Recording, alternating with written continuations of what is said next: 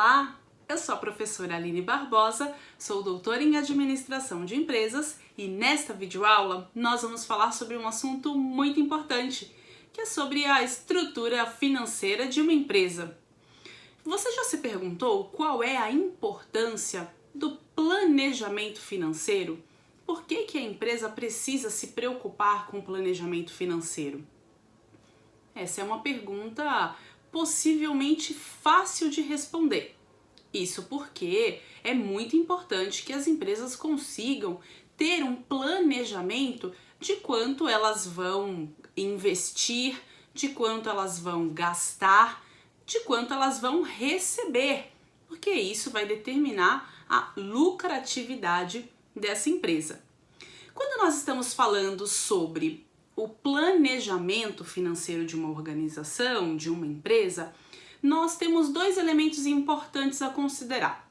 Um deles é a rentabilidade e o outro é a liquidez.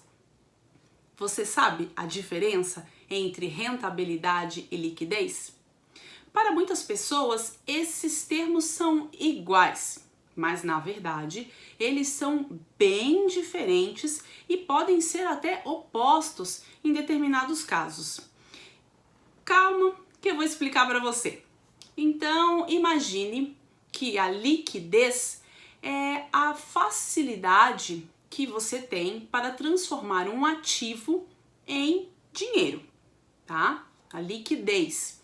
E essa liquidez, ela tem duas dimensões diferentes.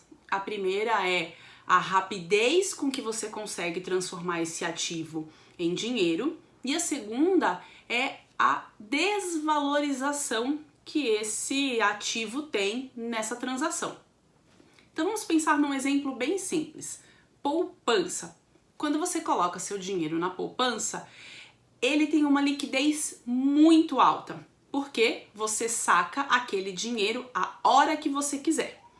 E a perda é praticamente zero. Você consegue resgatar aquele dinheiro sem ter nenhuma perda nele. Então, a liquidez do seu dinheiro na poupança é bastante alta.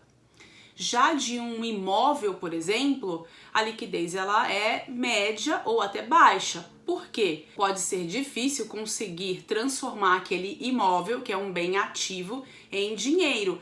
Pode levar muitos dias, meses ou até anos para que você consiga vender aquele imóvel pelo preço que você deseja. Por isso que a liquidez desse imóvel pode ser considerada média ou baixa. Você até pode vender aquele imóvel rapidamente, mas possivelmente terá que reduzir esse valor para que ele possa ser vendido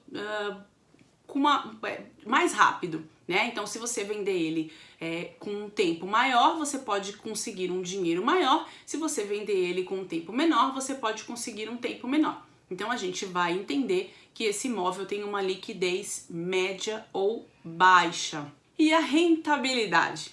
A rentabilidade é o quanto você vai lucrar quando você tem um ativo, tá? Um investimento, quanto é a rentabilidade sobre este investimento.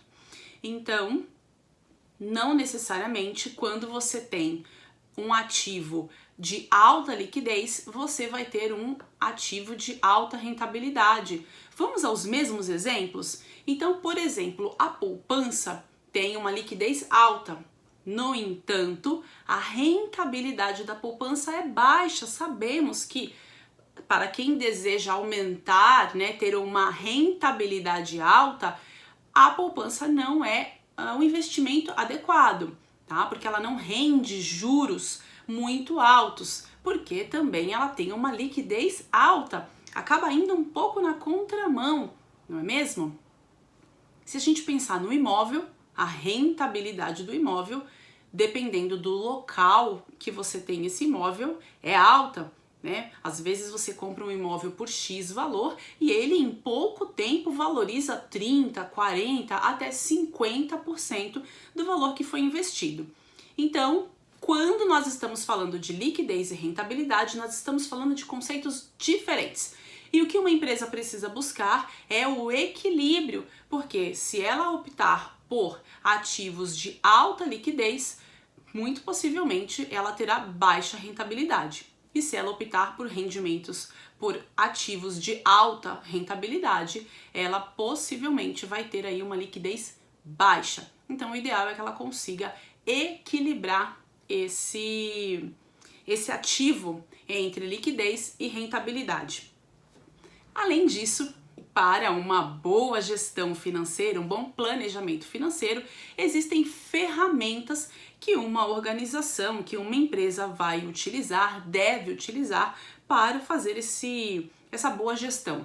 A primeira delas é o controle de caixa. Geralmente um tesoureiro, um contador, uma pessoa responsável vai fazer esse trabalho de controlar o contas a pagar, contas a receber. Então, por exemplo, o que a empresa precisa pagar aos fornecedores, pagar aos seus funcionários, contas a pagar.